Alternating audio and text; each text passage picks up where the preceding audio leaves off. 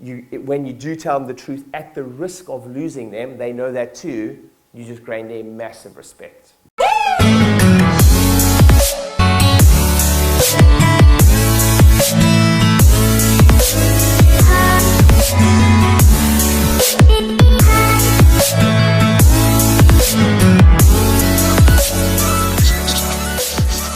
So, 3 ways to grow a business. 3 ways. Because ultimately, at the end of the day, a business has to be profitable. Yes or yes?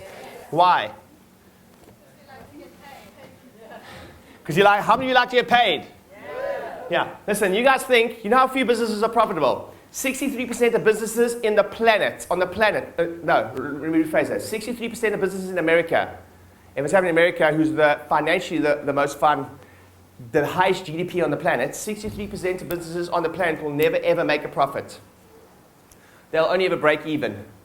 63% of businesses on the planet will only ever break even, okay? And very few actually make a substantial profit, right? How many of you heard of a little company called Uber? Uber's never ever made a profit. How many of you heard of a company called WeWork? Big in London, right? WeWork lost $13 million a day last quarter. $13 million a day last quarter. $30 million a day. So it's, they can do that because they have a big private equity funds. And the prediction with Uber is that Uber will never ever make a profit in the history of mankind. Facebook never made a profit for the first 5 to 10 years of being in existence. Amazon almost went bankrupt. So there's like this tipping point. We're very blessed in this business. We've got a very nice cash flow. But having said that, there are 3 businesses. There are 3 ways to grow any business. I still take my practices that I coach through this, what I'm going to teach you right now. This is everything. 3 ways to grow a business. What are they? How do you grow a business? Okay, so we're going to do a dollar sign. Because here's a funny story. I can't draw a pound sign. I know, how do you draw a pound sign? Because I didn't grow up in this country, so I can't draw a pound sign. So, an L. What? Huh? So, that's a euro, eh? I freaking can't draw a pound sign.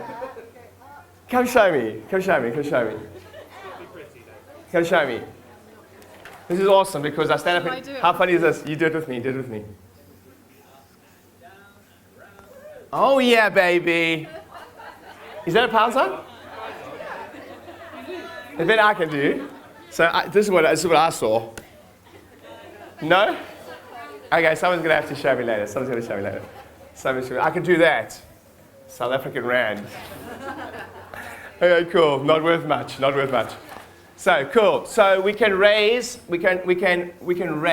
our price. Yes or yes? We can raise our price. That's one way to increase income in the business. We've done that. We've actually done that quite aggressively over the last 2 or 3 years. I can see you all getting nervous. You're like, no. So no, we're not going to do that again. It's not my big announcement. No, I think we've done pretty good. To give you guys an understanding, what's our average adjustment fee at the moment across 3,000 visits? Yeah, 35. Do you know that most of the businesses I work with, I'm talking about like 120, like total 120, 130 visits, 150 visits. I always brag about you guys to them. And the reason I brag about you guys to them is there's some of these people I'm talking about, you pay to go to conferences to listen to them. And when I do the average adjustment fee, 20 bucks. And I'm like, what is, like, you've got more experience in your left pinky than, like, they've been practicing for 25 years. Like, 25 years, and they literally teach people how to do chiropractic, and let's say adjust, and they're like, average adjustment fee, I'm like, no wonder you can't pay your bills. You understand? So, like, the whole numbers thing is all about ego. We've done so good here at House, like being disciplined. And I take the same process I took you guys 3 years ago because we had to do something with our average adjustment fee. It was like, stop discounting everyone, don't discount below this, etc. It makes a huge difference. So we've done honestly, I brag about our average adjustment fee every single call. My last call, we had chiropractors from 5 different states in the US. And we were still like, our average adjustment fee is awesome. So everyone put your hand up, pat yourself on the back and say, we're pretty awesome. So very good. Right, next, what's the other way to grow a business? Okay, so we're going to go, someone said it there, we increase new patients. Cool. So again, when it comes to new patients, we can always have more. Like for the history of mankind, it's like, we need more, but I promise you get tired, because how many of you know, like, if you have, like, let's say you do a screening or something, and then you do like 15 new patients that week. How many of you, like, by the end of the week, you're like, oh my oath, I never want to see another freaking new patient? You guys understand? So you get fatigued with that. But I teach this all the time. The ability to drive new customers into any business, so your business looks like this, to ability to put people on top of the funnel will solve any problem in any business, short term. The ability, because like, if you've got a cash flow issue and you can just turn the tap on, awesome. Like, you can solve any problem short term. But then we get narrowed down, which is kind of the next thing I want to talk about now. So from a new patient's perspective, it can always be better, but trust me, we're killing it. Trust me. When I look at other businesses that I work with, oh my word, we're killing it. So everybody say, we're killing it. We're killing it. But we could always have more. You guys understand, yes? For the history of mankind. Then what happens is, there's always a tension, I can even feel it the way I'm teaching this piece. There's always a tension in every business between sales and marketing.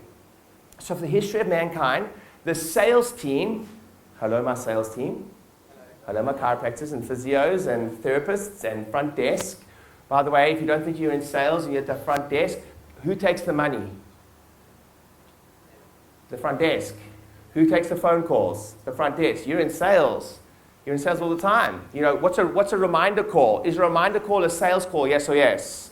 Yeah, totally. And you guys are doing an awesome job. So, however, that being said, there's always a tension, always in the history of mankind, between sales and marketing. Okay? Sales says to marketing, I want more. And sales says to marketing, I want better. Give me better quality. I want better. History of mankind. Any business. Forget about chiropractic. Marketing says to sales, so I'm probably more on this here. I'm here, right? So see if you can relate to this conversation I've ever had with you guys before. Marketing will say to sales, you need to learn how to close better. You need to learn how to do better care plans. You need to learn how to. You guys understand, yes? That's never going to go away. Sales will always look at marketing and go, I need better quality. Marketing will always look at sales and say, you need to close better, dude. So everyone say, that will always be there. But one of the biggest things about growth is just the awareness of it. As a chiropractor or physio, you'll always want better quality. You'll always want better quality. It's like, who doesn't want to see the person that pays £200 for initial consultation? How many of you would love to only see new patients who pay £200 to be there in the first place? Like, bro, you better put your hand up, because if I had a choice, oh my oath, if I had a choice, I would totally do that. You guys understand? It's just that we don't have a choice sometimes, because I was once taught that you have to be able to. Sometimes you have to educate someone along the way, meet them where they're at, get them in. So to coach with me, for instance, is not a cheap affair. My new patient analyze program is $2,000. Okay, we just had a full sold-out course. I've got 50 docs from around the world on the call, and here's what's so important. I said to them, I'm teaching them the concept of giving information first. Doing a talk, doing a video, doing a whatever. And I could see it's being lost because we have this inner fear of putting ourselves out there. And I asked the group of 50 docs, let me ask you, you've just paid $2,000 to sit on this webcast with me. How many of you started your relationship with me because I gave you something for free? How many hands went up, do you think, as a percentage? 100%. 100% started me with a free download. We've got our downloads on our website. 100% started with me a free discovery call. 100% started with a free book. 100% started with a free web class. 100% of the room started with something for free. You with me? And then We just have, that's creating bridges. So if I give you the biggest strategy, honestly, the only strategy I can really teach you today from a new patient perspective, Q, let me turn that off, please, all I'm trying to do, and sometimes it's like messy success, is create as many bridges as possible. So we fall in love with how we want someone to do business with us, i.e., we would love, this is the best, by the way, I would love this to happen. Somebody phones me up, books at the front desk and says, hi, I've had back pain for 20 years. I've been to see everyone who's ever lived for this problem. No one can fix it. And somebody who sees you told me you're a miracle worker and I'm prepared to pay whatever it costs to come and see you. In fact, I will see you whenever you want. Tell me where to be. And when I'm there, tell me what to do and I'll do it, no questions asked. How many of you would like to see a new patient like that? We all want that, baby. So that's how, but we fall in love with how we want someone to do business with us in our business. So what I try to do in my business, in this business, to give you guys context, is that's just not how people do it. Do you know how many people fill out, on our website, we have a little thing that says cost inquiry. In a 6-month process, over 500 people filled in cost inquiry. So for them, they just needed to go through that funnel. They weren't ready to come in for initial consultation, but they just had to, I'm only ready to just inquire about the cost. There's another little tab on our website that's free telephone consultation. Over 300 people in 6 months filled that stupid telephone consultation thing out. None of them end up in a telephone consultation. We just phone them and say, hey, what's going on? Would you like to come in? None of them has a telephone consultation. Over 250 people downloaded that back pain report on our website. Like, sometimes it doesn't even make sense. I see sometimes where the people, they downloaded like 6 months ago, and then they've come to a talk, and they don't even sign up for the talk, and then eventually they come in because they just decided then to come in. But they've had lots of bridges along the way. You guys understand, yes? And then when they land on our website, they get retargeted on Facebook. How many of you have seen, like, if you go on a website, there's a Facebook pixel comes up, and then you see household stuff in your news feed. So anyway, you guys get it, yes? So we are just all I'm creating is bridges, and that's why I really implore you to do more talks, because sometimes someone's just not ready to, they will say no to initial consultation, but they'll say yes to come to a talk, because it's free, and it's just little risk, or they'll say no, they don't want to even download anything, but I'm just going to download that free report, and then 6 months later they end up as a new patient. That's why we win, because we care less about the route that someone does business with us than most businesses do. Everyone's like, no, they must come to this first, and then they must come to initial consultation. I'm like, I don't care how you do the business with me. If you want my book first, we are hopefully going to have a Halsa book at our reception areas. It's going to be called Healing the Halsa Way. We have a book that's coming out. That's going to be at the reception areas. So that, again, it's like social standing, because everyone who's anyone has a book. If you don't give them information first, they will want it before they do business with you. Okay? When somebody comes to you in a shop and says, can I help you? Normally you look back at them and you say, no, I am just, I'm just browsing, right? Don't worry about it. So if you don't have the information, they're like, no, I need the brochure, I need the report. But if you give it to them, 9 times out of 10, they'll skip the information altogether and they'll go straight to the product or service. If you give it to them, if you give them the talk, 9 times out of 10, they show up, they'll just skip it all together. They actually, if they just show up for the talk and just offer them a voucher right then, I think some of them would just take it. They would just skip but subconsciously they got the information first. You guys understand, yes? Yes. Cool. So give someone a high five and say, new patients are good. Okay, now there's another way. What is it? Yes. So we get them in the front, and then we've got to keep them. Yes or yes? Do you know it's 10 to 15 times more expensive to get new patients than to reactivate an old one or to keep one? So you should be aiming for your diary. This is not my opinion, by the way. My opinion is irrelevant. But if you looked at your new patient allocation, because of what I've just taught you, because a lot of people are, does chiropractic, specific chiropractic, physio less so, does chiropractic have what's our brand equity in the marketplace? So would you like me to explain brand equity? So brand equity is like, what's our social standing in the marketplace? When someone says, you're a heart surgeon, you're like, wow. You're a freaking hot. When you stand, when you're at the table, you go, I'm a chiropractor. General marketplace, what's our social standing? People not sure, right? Young profession, only 100 years. In the UK, it's even smaller than that. So our brand equity is a little bit lower. So like if you go to if you go, like, let me give you an example, brand equity. Who's like a social media influencer or someone you really look up to online in something? Kerwin Ray, right? So Kerwin Ray you go to Kerwin Ray's conference and he tells you to do something in business. Are you more likely to do it because he's got that social standing? Of course you are. So that's what we're lacking sometimes in our industries, but it is what it is. It's just that automatic social standing. But I don't want you to long for that. We've got something way more powerful than that, which is the truth. We actually don't make people sick. I don't know if you realize this, but when you take drugs, there's no such thing as a side effect. There's only the effect. When you take drugs, there's no such thing as a side effect. It's the effect of the drugs. There's no such thing as a side effect. It's actually the effect of the drugs. There's no, I don't know where you got the side effect thing from. No, it's just the effect. You guys understand, yes? Everyone give us someone a high five and say, we do good, we do good.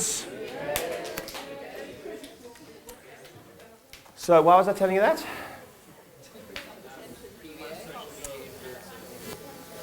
Oh, social, brand equity, right? So, again, let me ask that question again. As a whole, has chiropractic got a high or low brand equity? Yeah, so we only got about a 2% market penetration. Only about 2% of the people on the planet have ever been to a specific chiropractor. Physio, it's going to be higher. In physiotherapy, we've got 80,000 chiropractors in America. It fluctuates between 60 and 80,000 chiropractors in America. We've only got 1,000 practices in the UK, 3,000 chiropractors, they say, but only 1,000 practices. How many physical therapists are there in America? 300,000. So what's so funny about chiropractors get obsessed with, someone's going to open up down the road. Listen, if there was more chiropractors in the marketplace, do you think our social standing would be better? Yes or yes? We need more. We need desperately more. Do you know, Eamon and I wish, please, somebody in the room, just go open multiple practices. Please. We're desperate for somebody else to open multiple practices. Because if somebody else opened multiple practices, guess what we could probably do? I could buy them. Or they could buy me. Or, you understand, yes? It's more. We just want, everyone say, we want more. And if more people got adjusted and more people came to practices like we were, then you're not always going to be right for that person. That person's going to find you because they had a similar experience, but maybe they just weren't right. You've got a better energy for them.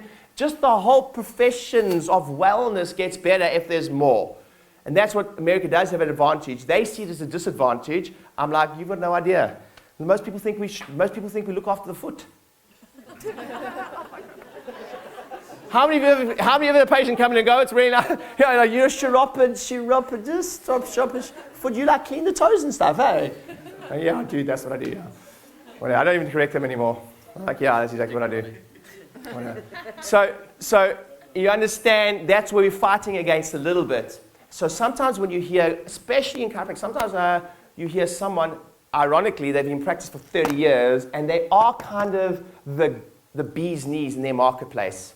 They've been there for years, they know everyone, they're awesome, and they're like, we never discount, and we never... I'm like, yeah, bro, you've been practicing for 30 years. You're a professional football player's chiropractor. You guys understand? And it's like a game changer. If you are Tiger Woods' chiropractor, do you think you're gonna attract a lot of people? Yes or yes? Of course you are. I've got one of my inner circle members who looks after Formula One British guy. Yeah, he's Lewis Hamilton's chiropractor. I want to see him because he's Lewis Hamilton's chiropractor. I want to go there. That's why most of you are seeing a semi-celebrity in your practice right now. You've just got to milk it more. You've got to milk it more because we need it from a social standing perspective. The profession needs it. You need it. We need it as a group. So that's what we're talking about. I just want to give you that little rant when it comes to new patients and where we're at. So we have to do a different strategy. But we have to lead someone slowly down the line. We have to give them an opportunity to have a free cost inquiry. We have to give them an opportunity to download something for free. We have to give them an opportunity to come to a free talk. We have to date a lot more than other professions do. We do. This is what it is. But we have a lot of other blessings. Okay, other way is we need to increase, someone's actually mentioned this. It's actually, in chiropractic and physiotherapy, we call it PVA, but it's actually increased the number of transactions that somebody does with you. That's all it is. So there's only 3 ways to grow any business. Only 3 ways. 1 is we can raise our prices. 2 is we can continue to get new patients. This is actually pretty easy. That's why we do it, actually. It's really easy. So the first thing, anyone that works with me, the first thing I do in any business is tell them to raise their prices. Because the statistic, why do people fear raising prices? Yeah, we think people are going to leave. Here's the stat. You need to know this. The stat is, if you raise your prices by 10%, 20% of your client base needs to leave, and you'll still be break even. So you could just keep raising your prices 10%, 10%, 10%, and you need 20% to leave. Now, in the history of mankind, I've never ever seen, honestly, in any practice I've ever worked with, I've never seen more than one hand. I'm like, how many people left? 2. How many people left? 1. How many people left? None. How many people left? 5. I've never seen 5. Hundreds of practices I've given this advice. I've never even seen 5, and there's like thousands of patients. So you understand, the only thing that happens when you raise your prices, 2 things happen. 1 is you make more money. We make more money as a business, and because we make more money, this is the way you look at a business. Just so you guys know, Eamon and I haven't paid ourselves an extra cent in Halsa. When we were £2.5 million a year, we pay ourselves the same at £2.5 million that we do at £5 million. Makes no difference to me. This stuff, increased profit, I make no extra money. None. Okay? So the only thing I can do is I can feed, not my baby, this baby, if I've got more profit. So that's all I can do. If I've got more profit, I can feed the baby. I can have more Jennifers. I can do more marketing. I can do that type of stuff. So that's why it has to be a profit-making enterprise so that we can feed the baby. Everyone say, feed the baby. Feed the baby. Cool. So let's get back to retention, right? These are probably 2 numbers you need to know. I always say, it's a bit different in physiotherapy, but I think in chiropractic, if you have a PVA anywhere close to 10, it's a tough old profession. It's not as good or bad, it's just a tough profession. It's just hard, you know. You constantly have to put people in the top. You constantly have to put people in the top. So if your PVA anywhere near that, it's just hard. It doesn't mean it's wrong or right. It doesn't mean I wasn't there. It doesn't mean Tim Young wasn't there. It doesn't mean they were all there. But it's just a tough old profession. You guys understand? It's just hard, and I want it to be easy for you guys. So let's talk a little bit about, let's talk about PVA. Okay, so PVA, some of you might not have heard that before. Term before, it stands for Patient Visit Average. So on average, how many times does a person come to see us over their lifetime, if you will, your lifetime value of a potential customer or client? And your lifetime value of a potential customer or client does drive much of your decision-making processes. So it determines whether, and actually in Hustle we don't do this, but for instance, if your lifetime value of a client that people naturally stay with you is say £1,000, then I add, just from a marketing perspective, theoretically, especially in your own business, you can afford to spend more to acquire that customer. So it's this weird cycle. So what comes first? It's like, does the PVA come first or the marketing come first? But the 2 play hand in hand. I have learned through my journey with working with other practices is like I'm the new patient guy, but if someone's got a terrible PVA, it's very difficult for me to help them because if they've got a better PVA, they can spend more on marketing. And it's a cycle. So the one leads into the other. You can't just have the marketing. If you've just got the marketing, you've got a 5 PVA, it's hard. So how the hell do we go along the process of getting a customer to spend more time with us, refer more people, be with us, those type of things? I've got a few little points that I've seen by experience with the practice I work with and in Halsa, but I'd like to hear from you guys. There is probably a few touch points that are critical in the customer life cycle or their journey that make a huge difference whether they stay with us. And I'd like you guys, just as a table, just to come up with what is at least 3 things as a table. You can go up to 5. 3 things as a table that, like, you know, and some of you are way more experienced, so you're going to learn a lot from you, is like, you know that if you don't do this in the journey, you lose them. Or you know that if we don't do this, as a CA, you know that if the chiropractic CAs is going to be very insightful for you to teach us this because you are seeing it from a different perspective. And you've actually become desensitized to it because sometimes you actually know deep down that if the chiropractor or the physio comes through and doesn't do this, we're fucked. You know that. You're like, deep down you're like, didn't book ahead, didn't do this, didn't do that, we're screwed. You've desensitized yourself to it. But the team needs to probably hear a little bit more, or of whatever it is. So 3 points as a table, you can do more, but like, what is it? Like, and come from personal experience. Like, you're gaining more experience now, now, like, if I don't do this, we're screwed, or if I do this, it's a much better relationship. 3 points, you got 5 minutes as a group, at least 3 points, discuss what it is and go. Being in other businesses, I've learned to be so grateful for those people. So I've got some of my inner circle members that are going on to be with me for 3 years now.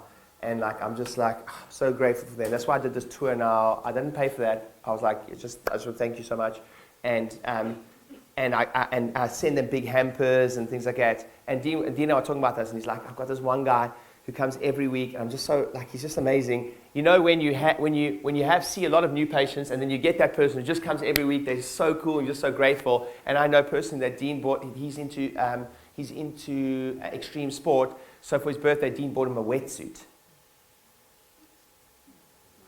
So, it just takes the awareness of going like, yeah, first of all, he thought to bring it as a gift, but he's probably spent over £2,000 at Halsa.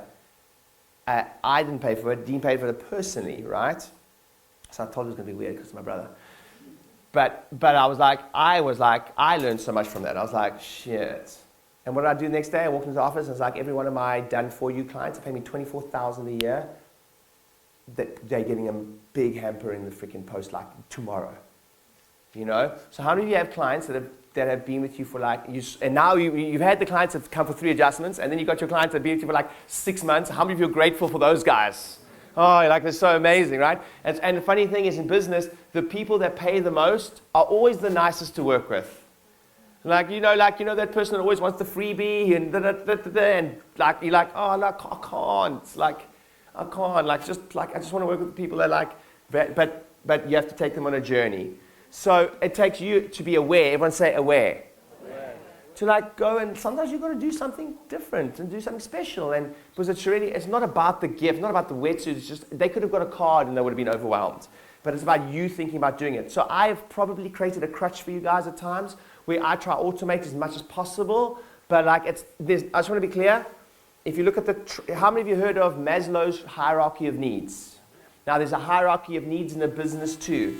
At the top of the triangle, at the top, this is it. This is what they say, like when you become like your top hotels on the planet, etc., like the Dorchester Hotel, whatever. This thing here, this is when you like achieve business like mastery, if you will. If you can achieve a lot of this. What is that? The Illuminati.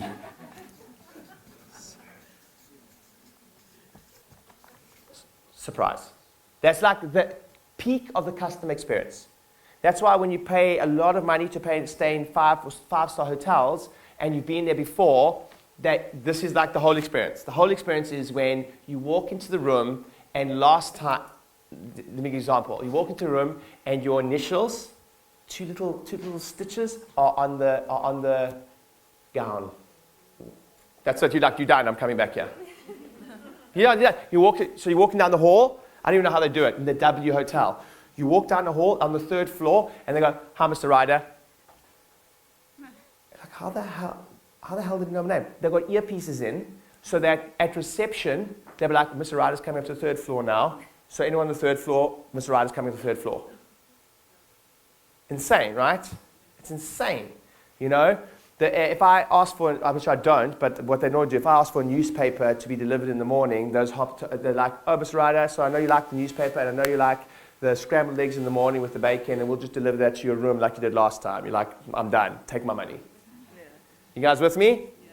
So it's surprise. But I think you missed the opportunity. How many of you have ever got comfortable in life, and when you look at your loved ones, you realize, I should probably be doing more for them, just surprises, little things, in just your loved ones. Like, hello, we've all been there. Freaking heck. My wife is an absolute saint, for putting up with me. And then with my traveling, looking after 2 kids, she's insane. you know, and like, I know that we should all be doing more, but it's the same goes for our customers. Everyone say, we need to care. We need to care. And it's not like it's not the collective actually, because the only thing I found with this is it's very difficult. The magic happens when you think about it. Because I can automate something, but who knows them better, me or you?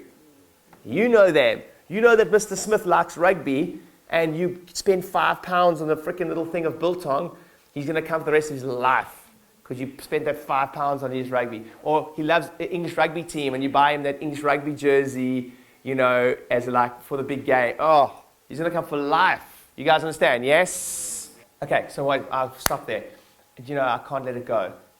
Such a good point she said there, because, okay, here's what happens. Speak in a room with 1,000 people, like I did this morning. This morning I say, if your phone goes off, what do you have to do? Okay, someone's phone goes off. Now I'm in the middle of my teaching piece, right? Someone's phone goes off. Or someone's late, in the middle of my teaching piece. I teach 11 o'clock at night. I need to go. I really deep down just want to let it go. I'm like, oh, I didn't hear the phone. But if I let that phone go in a room of 1,000 people, have I just given everyone permission? Yeah, that's the thing about calling it. If I say, you all agreed to be on time, and if someone comes late, and I don't call it, trust me, I don't want to call it, especially in front of an audience of 1,000 people, like, I don't want to do it. But if I let it go, like you're saying, it's like, you're coming 3 times a week. Oh, just mentioning, oh, I know you're on 3 times a week, you only came twice a week, can we make that up? It's a game changer. It's a game changer. But if you let it go, you just give them permission straight away. And it's with love, but you can't let it go, because it's the same as me. I'm like, oh, why did your phone go off? Oh, I'm like, come here, do the push-ups, like, do the thing. Everyone got it, it's cool. Everyone leaves. So like, it's not the mistake that's the problem. It's not calling the mistake that lets the whole thing go away. You guys understand? I think it's important to mention that money is a weird thing to talk about. You guys understand? Yes. It's just a weird thing to talk about. People don't like. So to Lauren's point, what's so interesting about that is when a client does pay for, say, 36 visits ahead of time, is the relationship going forward easier or harder? Easier. Yeah, because what happens is if you don't, we talk. There's 2 concepts where it's one is I can go easy. It's much easier to say. Some people are really skilled at it, but it's quite draining. It's much easier to say, you book a visit to visit, and then this is the favorite statement. Let's see how it stab yourself in the head. Because every consultation, you have to resell the next appointment. You have to resell, it's only 45 pounds. You have to resell the 45 pounds. You have to have the financial conversation every single time. Or you decide, and then so after that it becomes hard, and then hard. Every visit is hard. But you know when you switch it around and you have a harder conversation, which is seemingly harder, it's not really harder, but you just have a harder conversation, you talk money once, or you talk whatever, then it just makes it a lot easier long term for the relationship. So I think sometimes as a practitioner, you get to a point where you've had enough. And you're like, I'm done. Like, I'm just done. It's exhausting. It's just exhausting. Like, my soul can't handle selling every single visit. So, listen, man, if you want to get fixed in 3 visits, I can definitely send you to a chiropractor that will take your money for 3 minutes, for 3 visits. But I just know the body doesn't heal that way. So it just takes 24 visits. I wish it wasn't the same, like the first phase. I also think an integrity thing is, you know, if you tell someone they need to come 3 times a week for 6 weeks, or twice a week for 6 weeks, or whatever you say, but then when you go on holiday, you're like, for that 2 weeks, you don't get so excited, and for that 2 weeks, for that 2 weeks, it's like, oh, by the way, don't worry, that 2 weeks. All you do is like, you just cheapen your whole service, because like, it's super important, but when I'm in Barcelona, and like, that week, like, your body's cool. That's what you're saying, you like? So like, when I'm in Barcelona, don't worry so much, you know, it's all good. Like, don't worry that week. That's what happens, right? It's not how the body heals. The body heals in rhythm, you know? So it's same with exercise, Someone was teaching this. Actually, my personal trainer was in the room this morning, and his name's Obi, he's coming back later, and he was, we always chat during our sessions, and he was saying, so the reason I got a personal trainer was I knew that I wasn't disciplined by myself. I had so much going on, and I know I'm a better human being, a better father, a better whatever, businessman when I'm exercising. So I was like, I'm just paying someone to keep me accountable. And it's like made the world of difference. We've only been going for a month. And then it's 28 days or 20 days to 28 days or 20 days to develop a habit, only 2 to break it. It's painful even to think about.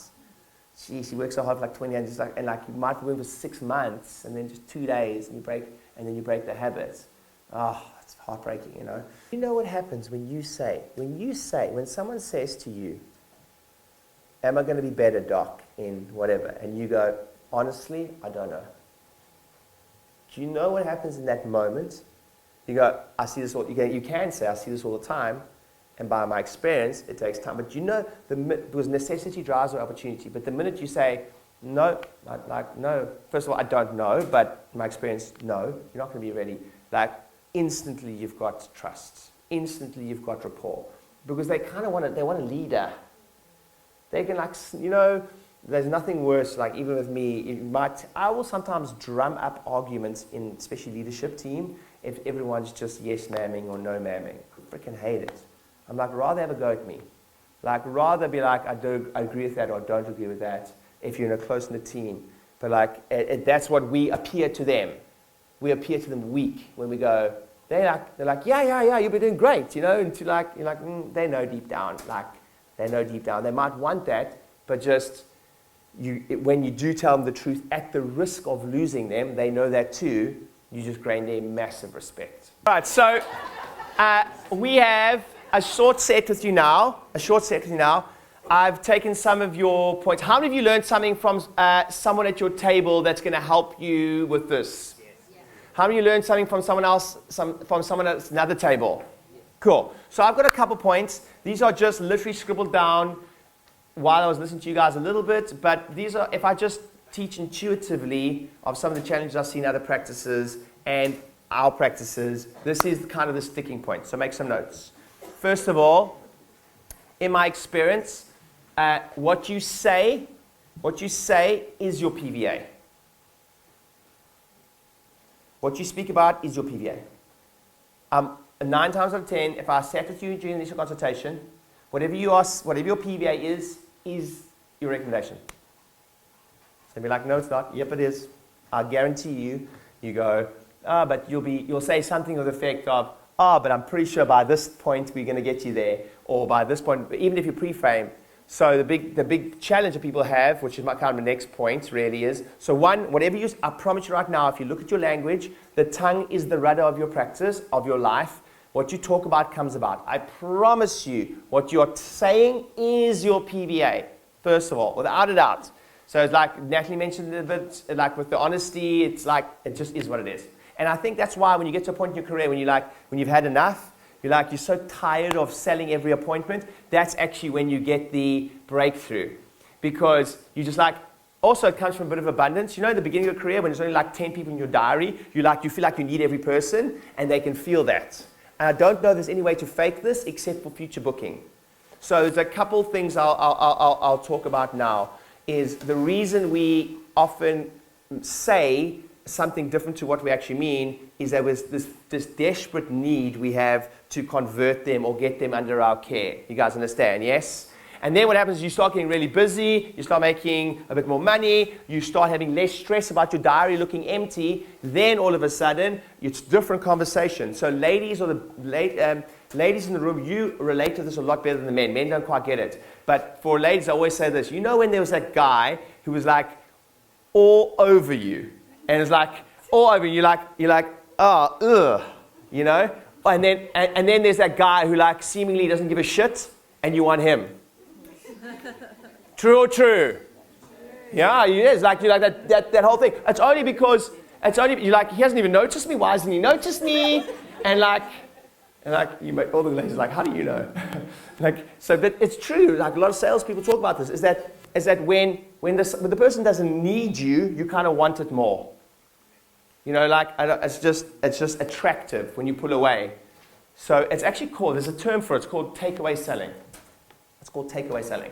Is where in some way, shape or form, you go, actually the hardest for me, you guys are not going to, this is maybe surprising for some of you.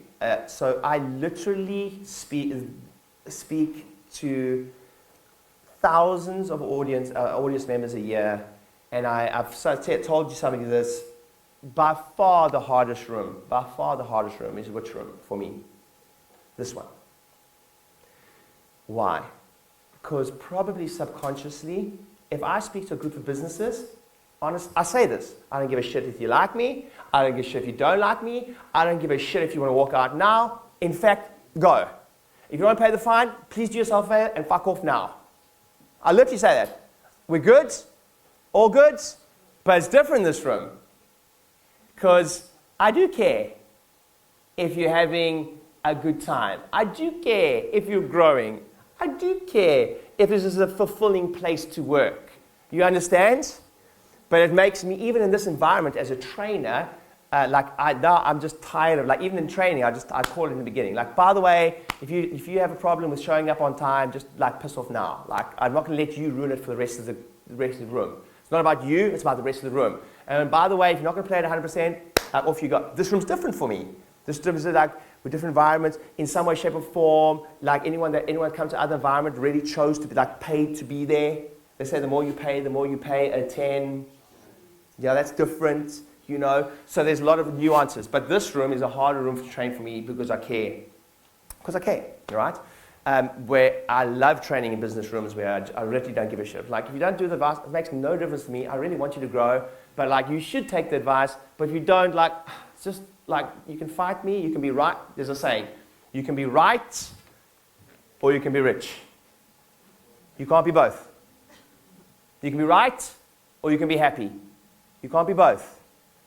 Choose. And then I'm like, we're all good? Everyone good? Everyone cool? Cool, let's go. Now I've got buy-in for everyone. This room's a bit different. So for me anyway, as a trainer, because I care a lot. Everyone give someone a high five and say, it's good to care. So if you look at me selling to this room, I am too attached to sell. If I was selling you guys a product now, I'd be too attached to sell to you. Because I actually do care about the result and what you think of me and whatever. In other rooms, I don't care. Like, come if you want to come, don't if you don't. I can only be me. So the first thing is when we move away from that. So how do we fake that?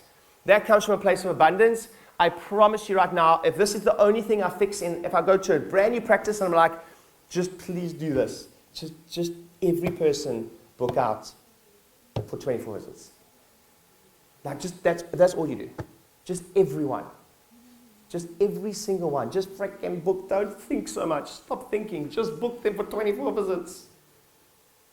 Like, I actually say 12 first, but this room's more advanced. Because, like, I actually don't want to get to 12 and then go, oh, so I'm done now. I'm like, I can't deal with it anymore. Like, that's why my coaching clients, I'm like, if you don't want to work with me 6 months, Doug, dude, you're not working with me. It's going to a year this year. I'm like, if you're not committing to a year, like, please, like, I can't fix your business that's been miraculously underperforming for 25 years in 6 months. I can't do it. So if you're not prepared to commit for a year, go somewhere else. You understand? So it's the same type of thing for you guys. Is when you get to that point, like, when you're just disciplined, I know it's going to hurt in the beginning, emotionally and mentally. And CAs, that you've got to help the docs. Because sometimes they're going to come to the front, and it's so nice to hear from another person where you go, great, so are we booking out right to the first, if you just said this, so are we booking out right to the second progress? They're like, yep. And that's so cool, right, for you, because it's like that second type of thing. So that's the first thing. Give someone a high five and just say, future book baby. Okay, so that's the first thing, future booking. And I want to pre-frame, future booking comes so that you can sit in the room and you can be like, I want you to be more, I don't give a shit. How are you going to be more, I don't give a shit, is when you look at your diary 5 weeks ahead of time. The first time I heard this saying, I hated it. The person that cares least wins. The person that cares least, because I hated it, and the person was saying to me, I pay a lot of money every single month. And I was pissed off. It's like, you don't care. And he was like, no, the person that cares least about the result wins. So I don't care if I get you. I've got 150 people booked in my diary 4 weeks from now. I want to help you, dude, but I don't need you. Oh, that changes everything. You guys understand? So and how can you fake that? You've got to fake that by future booking. There comes a time in your career, there's some people that hack it. In this room, there's some people that hack it, and their future visits have to be terrible, but they're still very busy. Sometimes, honestly, some of you have the gift of the gab. I know for me, I always say this, I'm not talented. I'm like very bad at a lot of things. I'm not very good at many things, but I'm good at knowing the things I'm bad at and then relying on discipline rather than skill. So I'm like, okay, cool. Sometimes I can be a bit grumpy. Honestly, sometimes you can ask family members, like, I don't really like to socialize. Do you know when I get on a plane and the person I fly a lot, right? The person next to me starts speaking to me, the anxiety in with me is profound. I'm like, oh my God, please no, a chatter, like shit, headphones. Like, that's just me, right? So I'm an extrovert, introvert. I'm like, please, like, you know, at a party, like when there's that moment and it goes from like 0 to 1,000,000, it's like, okay, we've had a good time. Okay, shit, I'm done. Like now, I need to leave now. Like I get anxious about that. I'm like, I'm not a natural socializer, okay, for me. So for me, in this type of interaction, I have to be very good at discipline. I'll be like, no, booking everyone ahead of time and all those type of things. Make sense? Yes. Give someone a high five and say, be disciplined.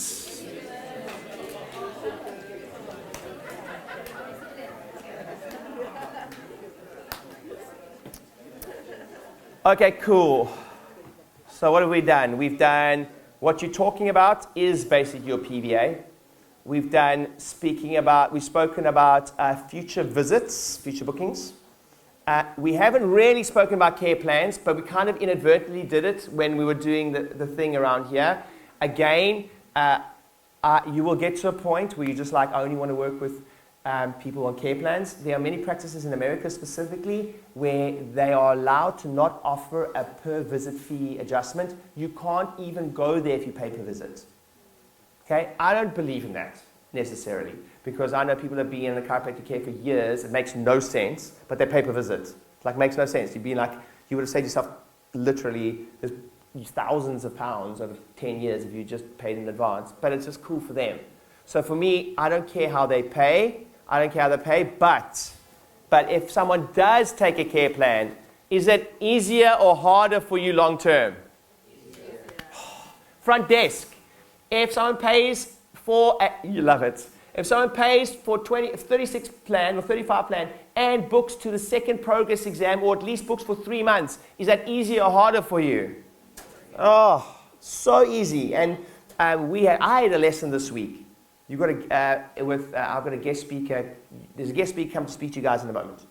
And they run an amazing practice. And they just had a challenge. They had a challenge one of those weeks where everyone was down, small team, and we helped cover at the front desk for them. And the person covering the front desk was like a big lesson. They were like, it was the easiest shift in the world because every single person had prepaid and every single person was booked ahead of time. I didn't have to take one payment, I didn't have to book one person. 50 adjustments. Not one payment, not one booked adjustment, every single person. Is that always possible? No, not always. Not always. But it makes your lives at the front desk easier, and chiropractic makes your life a lot easier too. Give someone a high five and say it makes it easier. Okay, so we've done care plans. Okay, next. So this is a banker for me, what I'm going to teach you now. So I'm going to teach you stuff that helps me get my private clients results very quickly, and you're going to be like, what? I can't believe it. That it? Yep, this. If I just teach them the triangle, I'm like, just shut up and do it. Just walk to the front desk and set your CA up for a win and speak to the CA and tell the CA what the guy needs. It just sets the CA up for a win. And then it's so easy for them. Because if the doc comes through and goes, hey, we're going to see Joan for 3 months and we're going to do 3 times a week, and we're going to do Monday, Wednesdays, and Fridays in the mornings, and we're going to book the progress exam, and we're going to book the second progress exam, and get it all booked now. I've spoken to Joan already, and she's going to take the gold plan. CAs, is that a nice position for you to be in? Yeah, it's cool, right? But crucially, what happens is this, and this is happening a lot. The problem is never the problem. If people are walking to the front desk, and you're walking away, and they can't tell, I'll take one step further. You should never rely on this, but if they can't tell the CA exactly what they need, then there's something in your communication. You should communicate with them through the exam as if they should be able to do triangle themselves. But I wouldn't rely on that. Don't ever rely on that, right? But if you think about it, I want to ask yourself a question. If you walked away, if you just walked the front desk and dumped them there and walked away, we're lucky here. Your CAs would probably save the day for you. But if they weren't allowed to talk and just that person was supposed to tell the CA what they needed, would they be able to? Ugh. You guys with me, yes? And that just means you're not going deep enough in the examination. That's my litmus test. If you go to the front desk and they can't at least know at that point, if you're still trying to sell at the front desk, that's the problem. What I mean is, it's a done deal. Everything's sorted at the front desk.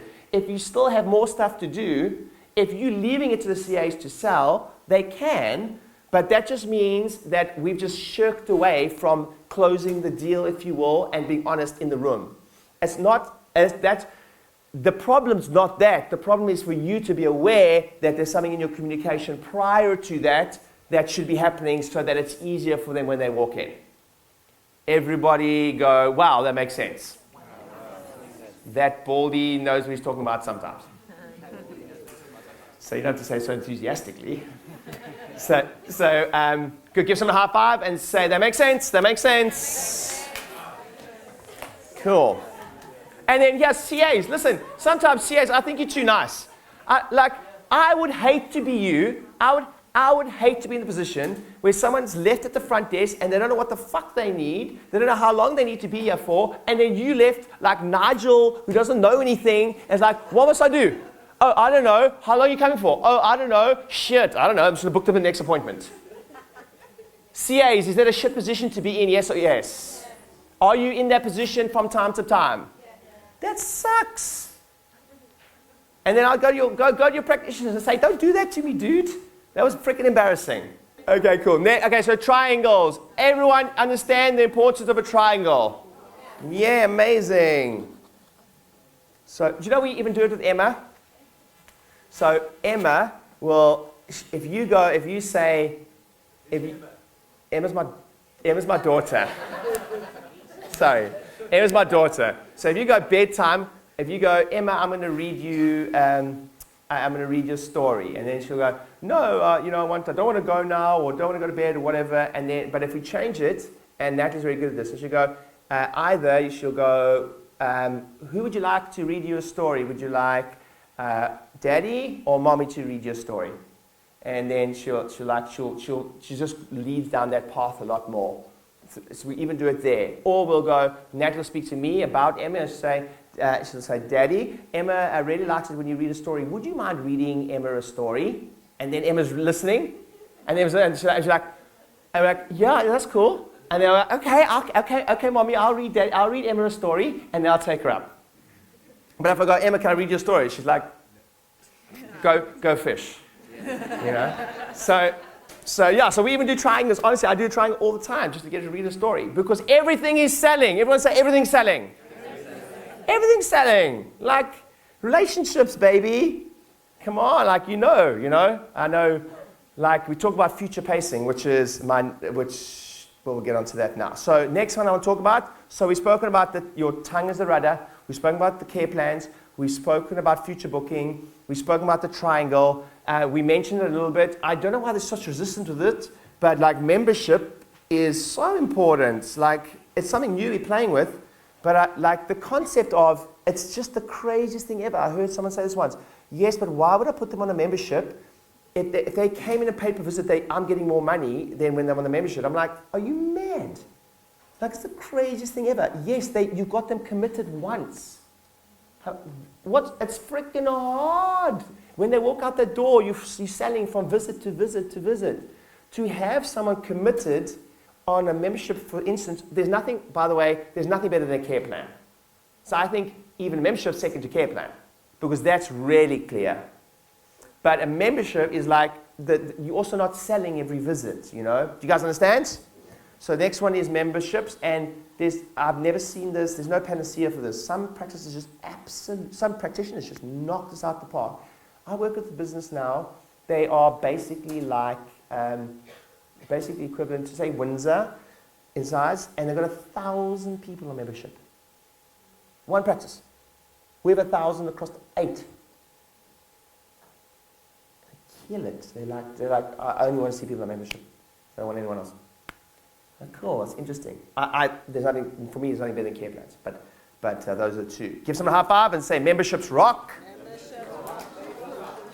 Okay, I'm going to take one back step now. A big one is, a big mistake I see in practices is if you talk about finance before scheduling, you will always have challenges. So first thing is, nail down, always, you've got to nail down the scheduling. That also, I don't care how they pay. But I will never, ever, ever, this is not a chiropractic thing, this is just like, your opinions of this and my opinions of this is irrelevant. This is like, my teachers have taught me this. It's just a good business principle, is you always lock down the schedule first. So once, this is kind of my experience, the people that have less problems with selling plans and future booking and all of that are not the people that actually are better at talking about finance. In fact, the people that are slightly worse at talking about finance are better at selling care plans if they realize this one thing.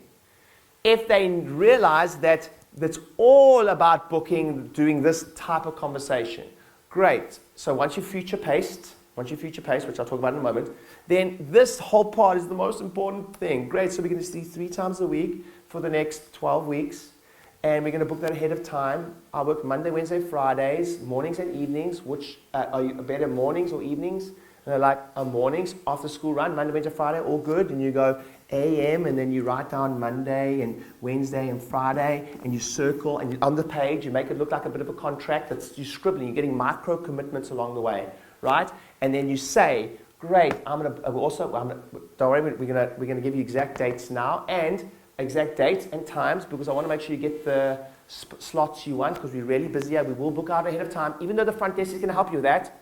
I want to kind of know, is it like before the school run or after school run? Oh, after school run. Great, awesome.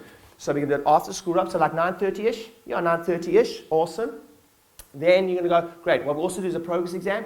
That means we're going to book this out for 12 weeks, but every 12, we're going to actually do a longer appointment so we can see exactly what's happening, and they will do this at the front desk with you as well. Is that okay? Yes, awesome. Great. So by the end of this, we can get you all scheduled ahead of time, and we can get you to where you want to get. Last thing to talk about is finances. Basically, it's the only sentence you need to know is, which one best suits you? You're not really selling the finances. It's got nothing to do with the finances. It's just they get to choose. Does it make sense? But you don't get to ask this question. At some point, I always think about this, at some point you're going to ask that question. Your whole consultation is leading to that. And at some point you're going to ask them another question in the consultation. This is my litmus test, if you've done a good day one. At some point, you're doing a day one, and you know you're going to ask this question at some point. And the question is, how important is it for you to get this fixed, corrected, sorted? I always work backwards from that. At some point, I'm going to ask that question. If my consultation has not been successful, if they say anything but very, then I haven't spent enough time with them. Because has just about every person on the planet had a car accident at some point in their life? Has just about every single person on the planet had some type of fall or bump or trauma in their life? Is just about every single person living an unnatural lifestyle that human beings normally live, that were designed to live? We sit at desks for how many hours a day? Is that true? Yes or yes? So if at some point you haven't articulated the value of the thing you do, and by the critical part of this is normally there's a imaginary scale happening in someone's head. they will not buy the solution to the product, to the problem, if there is no problem. That is what it comes down to. So all it comes is, well, it's just tips. It's like, actually, there's a lot going on. I need the education of why you should look after your body long term, what's happening, how many traumas. It's just tipping. And the minute, if you don't do that, price will be a bigger motivating factor than the problem, the solution to the problem. Because I tell you this, if you go to the extreme of it, anyone who says they can't afford it, most of them are sitting with an iPhone on their desk that costs more than the care plan. They can afford it. Any Range Rover, it's worth 120K. Just pay 1,700, I give you. Are they going to find the 1,700? Yeah, because there's a big motivation, right? So at some point in your consultation, you have to be thinking backwards. And same for the front desk, by the way. The question, and it all comes from one magic word, and the word is empathy. If you show empathy in their real problems, in their real challenges, I sometimes, you would say, if those people who work with me in the head office, I don't let much go. What I mean is, when you say to someone, you're like, how you doing? And they're like, fine. And you clock that little chink. You're like, they're not fine. I struggle to let that go.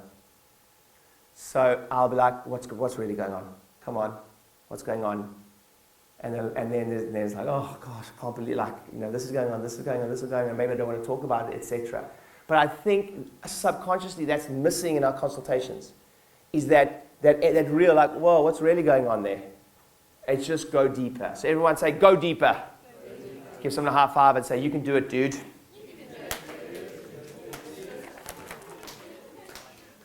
Okay, awesome. Okay, and then the last point is it's not a teaching point. It's more a symptom. The problem's never the problem. If you are hearing, we said it Lauren said it, a few people said it, is when you hear the conversation of, oh, that's my last one. So remember, it's a progress exam, not an end exam. And that is not the problem. That's just a symptom of something you can work on. And that comes from not future pacing enough. So it's the same when I work with a business. If they think, it all comes down to this. All you're trying to do with that customer, that client, that patient, is you're managing expectations. And the fear of losing him, the fear of not being liked, and those processes stops us from having the real conversation, which is, you've had the back pain for 25 years. Honestly, I don't know how quickly it's going to take to heal or not heal, but all I know that healing is a time-honored process. Acorn to oak tree takes time.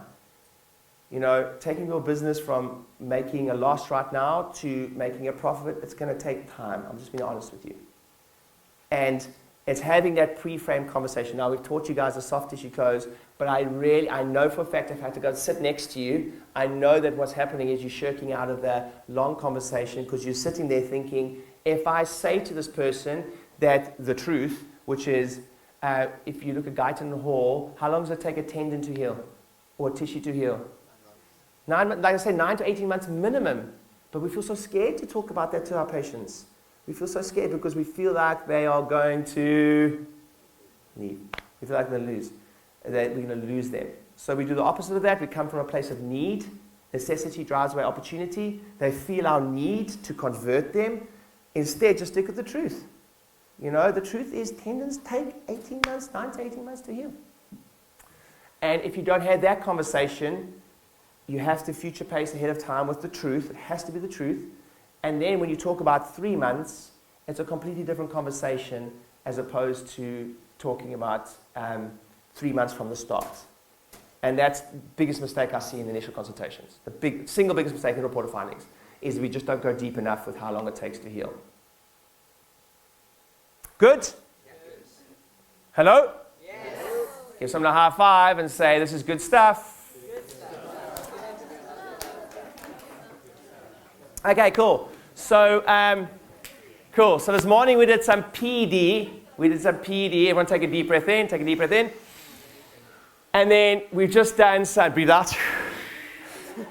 And then we did some BD, which is business development stuff. And honestly, this is like the boring stuff. This is the boring stuff. But if there's anything I know about success, honestly, success is about doing the boring stuff.